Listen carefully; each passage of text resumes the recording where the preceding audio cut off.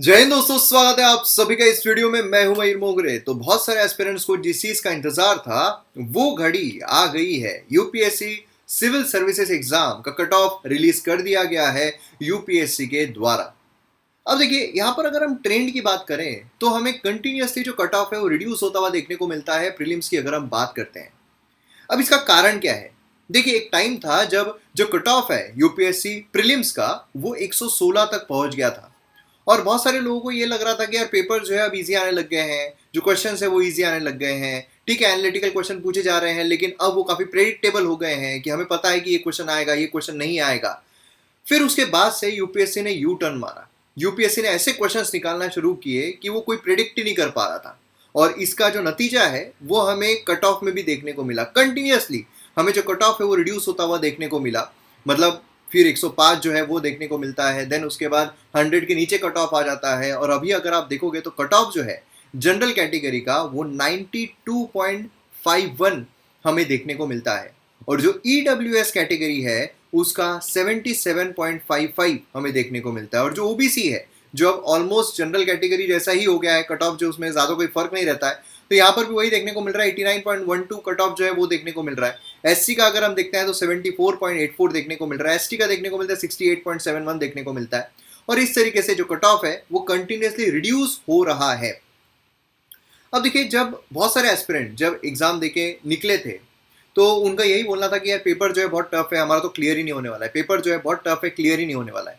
मतलब स्टार्टिंग में ही उन्होंने ये ठान लिया था कि नहीं यार, क्लियर तो होना ही नहीं है क्योंकि पेपर बहुत टफ था, हमारा अच्छा नहीं गया है।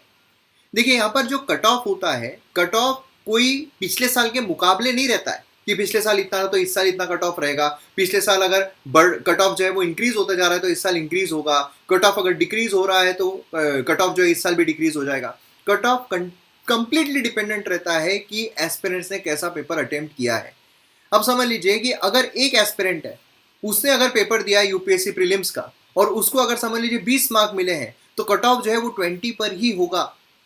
और अगर एक एस्पिरेंट है, उसने अगर पेपर दिया है, अगर उसको समझ लीजिए कि 130 मार्क मिले हैं तो कट ऑफ जो है वो 130 रहेगा। समझ रहे हो आप? तो कट ऑफ जो है वो डिटरमाइन ये नहीं करता है कि पेपर कितना टफ था। कट ऑफ जो है वो डिटरमाइन ये करता है कि एस्पिरेंट्स ने किस तरीके से पेपर को सॉल्व किया, एस्पिरेंट्स ने किस तरीके से पेपर को अटेम्प्ट किया है। हो सकता है कि आपने अगर पढ़ाई नहीं की तो पेपर आपके लिए टफ होगा लेकिन एक्चुअल में पेपर इजी होगा और बहुत सारे एस्पिरेंट जो है उन्होंने अच्छे तरीके से पेपर को सॉल्व किया है तो कट ऑफ जो है वो हायर जाएगा। और बहुत सारे ऐसे एस्पिरेंट्स हो गए जिन्होंने अच्छी पढ़ाई की है और उनको पेपर टफ गया है, तो इसका मतलब यह है कि बहुत सारे जो बाकी भी एस्पिरेंट्स हैं उनके लिए भी टफ होगा और इसीलिए जो कट ऑफ है वो लोअर आ गया है। और यही चीज यहाँ पर हमें देखने को मिल रही है। पिछले कुछ सालों से जो यूपीएससी है वो अनप्रेडिक्टेबल क्वेश्चन पूछ रहा है। अनप्रेडिक्टेबल, कोई प्रेडिक्ट नहीं कर सकता है कि क्या क्वेश्चंस आ रहे हैं, क्या नहीं आ रहे हैं, किस तरीके से आ रहे हैं, किस तरीके से नहीं आ रहे हैं, कौन से सोर्स से आ रहे हैं, कौन से सोर्स से नहीं आ रहे हैं, कोई प्रेडिक्ट नहीं कर पा रहा है। और मैंने एक ये बनाया था, जो मेंस का पेपर हुआ था यूपीएससी मेंस का, तो उसके मैंने बनाए थे कि कहाँ कहाँ से कौन कौन से सोर्स से क्वेश्चन पूछे गए हैं। जो हम न्यूज़पेपर एनालिसिस करते हैं उसमें से बहुत सारे क्वेश्चन जो है वो आए थे, सीधे एडिटोरियल में से पूछे गए थे। अब अगर मेंस की हम बात करते हैं तो मेंस में भी 736 हमें कट ऑफ देखने को मिल रहा है। देन यहाँ पर अगर हम ईडब्ल्यूएस का देखते हैं 687 देखने को मिल रहा है। और फाइनल अगर हम देखते हैं, फाइनल मतलब लिस्ट में अगर आपको आपका नाम चाहिए, 944 जो कट ऑफ है वो देखने को मिल रहा है। तो इससे आप अंदाजा लगा सकते हो कि किस तरीके से आपको पढ़ना है। अब यहाँ पर अगर आप मेंस में भी देखोगे तो इतना कोई बहुत ही खतरनाक वाला कट ऑफ जो है वो यहाँ पर देखने को नहीं मिल रहा है ना। तो यहाँ पर क्या है, बेसिकली आपको अब करना क्या है, आपको पेपर कैसा आएगा उस पर ध्यान नहीं देना है, आपको आपकी पढ़ाई पर ध्यान देना है। क्योंकि देखिए, अभी अगर आप देखोगे इस साल जो यूपीएससी होने वाली है प्रीलिम्स, तो काफ़ी कम टाइम बचा हुआ है। तो अभी स्ट्रेटेजी जो है, बहुत सारे लोग स्ट्रेटेजी जो है वो सोच रहे होंगे क्या स्ट्रेटेजी फॉलो करनी चाहिए।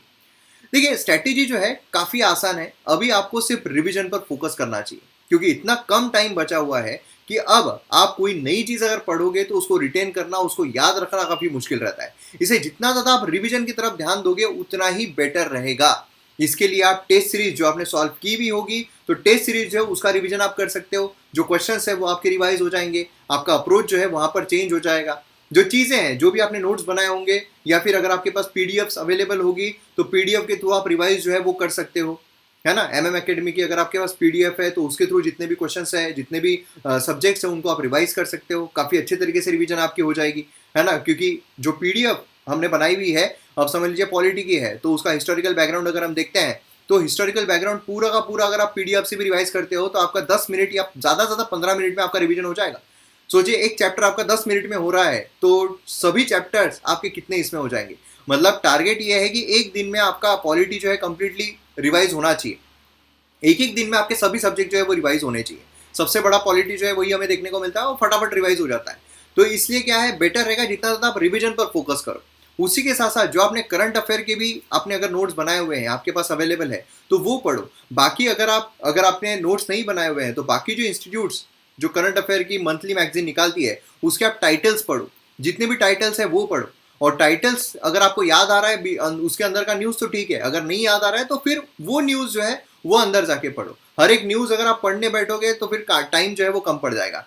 एंड उसी के साथ साथ आप अभी जितने ज़्यादा जो आपने क्वेश्चन सॉल्व किए हैं सिर्फ उनको रिवाइज करने की कोशिश करो एनालिटिकली।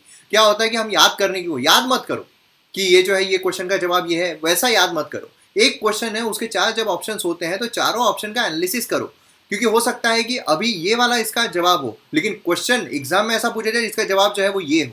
तो हर एक ऑप्शन को एनालाइज करो, तब जाकर आपका एक क्वेश्चन से आप 4 क्वेश्चन को एनालाइज कर पाओगे।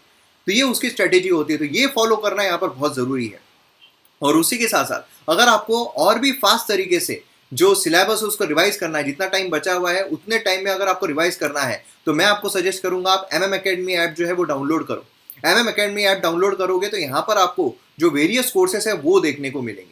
आपको बस साइन अप करना है, आप डेमो लेक्चर जो है वो भी देख सकते हो। यहाँ पर मॉडर्न हिस्ट्री, इंडियन पॉलिटी बोलिए, मॉडर्न हिस्ट्री बोलिए, एंशिएंट हिस्ट्री बोलिए, मेडिवल हिस्ट्री बोलिए, इंडिया ईयर बुक बोलिए, ज्योग्राफी बोलिए, इंटरनल सिक्योरिटी बोलिए, डिजास्टर मैनेजमेंट बोलिए, मतलब पूरा कोर्स जो है वो आपको वहाँ पर देखने को मिलेगा। काफ़ी कॉम्प्रिहेंसिव कोर्स है, काफ़ी डिटेल कोर्स है और काफ़ी अच्छा कोर्स है। एकदम कम से कम टाइम में कॉम्पैक्ट तौर पर आपको सभी चीज़ें जो है वहाँ पर देखने को मिलेगी। तो इसलिए यहाँ पर ज़रूर डाउनलोड कीजिए। और अगर आपको पर्टिकुलर कोई सब्जेक्ट चाहिए, जैसे अभी इसमें सभी सब्जेक्ट एक बार अगर आप ले लेते हो ऐप में तो सभी सब्जेक्ट देख सकते हो, लेकिन कोई पर्टिकुलर सब्जेक्ट है कि आपको पर्टिकुलर सब्जेक्ट रिवाइज करना है तो आप विजिट कीजिए theMMAcademy.in वेबसाइट। वहाँ पर आपको इंडिविजुअल कोर्सेज जो है वो भी देखने को मिलेंगे, तो आप वो परचेस कर सकते हो, है ना। तो अब आपको क्या करना है, MM Academy ऐप डाउनलोड करिए। और उसी के साथ साथ अगर आप फ्यूचर इसके लिए भी रिवाइज कर रहे हो तो उसके लिए भी, या प्रिपेयर कर रहे हो तो उसके लिए भी आपको पूरा कोर्स जो है वो देखने को मिलता है। एंड विजिट कर सकते हो theMMAcademy.in, आपको जो कमेंट सेक्शन है उसमें भी ये दोनों चीज़ें मिल जाएगी। तो ये आप स्ट्रेटेजी रखिए, बस रिवीजन पर फोकस कीजिए, नई चीज़ को जितना ज़्यादा अवॉइड हो सके उतना कीजिए। क्योंकि ब्रूस ली जो उसने भी कहा था कि मुझे उस इंसान से डर नहीं लगता है जिसने 10,000 किक की प्रैक्टिस एक एक बार की हो, बल्कि मुझे उस इंसान से डर लगता है जिसने एक किक की प्रैक्टिस 10,000 बार की हो, है ना। तो अगर आप 10 चीज़ें पढ़ोगे एक एक बार तो मतलब नहीं बनेगा। आपने जो पढ़ा हुआ है उसी को पढ़ो आप 100 बार, उसी को रिवाइज करो 100 बार, तो वो अगर चीज़ एग्जाम में आए तो आपका गलत हो ही नहीं सकता है। तो ये स्ट्रेटेजी अगर आप फॉलो करोगे तो अपने आप आपका जो एग्जाम है वो क्लियर हो जाए। कट ऑफ की तरफ बिल्कुल ध्यान मत दिया कीजिए, कट ऑफ चेंज होता है, पेपर कैसा आएगा उस पर, आप अटेम्प्ट कैसे करोगे उस पर। आपको अगर टफ लगा है, आपकी अगर अच्छी पढ़ाई हुई है तो सभी को टफ लगा है और कट ऑफ भी उसी तरीके से नीचे आएगा। अगर आपके मार्क्स जो है एग्जाम होने के बाद भी हम क्या करते हैं, मेंस के लिए छोड़ देते हैं, छोड़ो यार हमारा तो 92 मार्क्स आ रहे हैं यार, 92 मार्क्स पे थोड़ी निकलने वाला है प्रीलिम्स, हम नहीं पढ़ रहे हैं मेंस का। क्या होता है, हमारे लिए मेंस के लिए टाइम नहीं बचता है। इसलिए इंटीग्रेटेड पढ़ाई होनी चाहिए, इंटीग्रेटेड पढ़ाई। भगवत गीता में धृतराष्ट्र जो है उसने क्या किया, पहली श्लोक में उसने संजय को पूछा कि मेरे बच्चे और पांडु के बच्चे जो है वो क्या कर रहे हैं मुझे बताओ। पहली इसमें अलग अलग कर दिया, भले वो सब एक ही थे, एक ही कुटुंब के थे, लेकिन अलग अलग कर दिया। हम क्या करते हैं, वही करते हैं, प्रीलिम्स मेंस अलग अलग है, प्रीलिम्स मेंस अलग। अरे इंटीग्रेटेड पढ़ाई करो, मेंस की करोगे तो अपने आप जो प्रीलिम्स है उसकी पढ़ाई हो जाएगी, है ना। यही यहाँ पर हमारी स्ट्रेटेजी है कि यहाँ पर जो मेंस प्रीलिम्स इंटीग्रेटेड पढ़ाई यहाँ पर कराई जाए, यही यहाँ पर देखा जाता है। तो इसलिए आप रिवीजन पर ज़्यादा फोकस कीजिए, अपने आप आपकी जो पढ़ाई है वो बहुत बेहतर तरीके से हो जाएगी। तो ऑल द बेस्ट, मिलते हैं हम अगले वीडियो में। जय हिंद।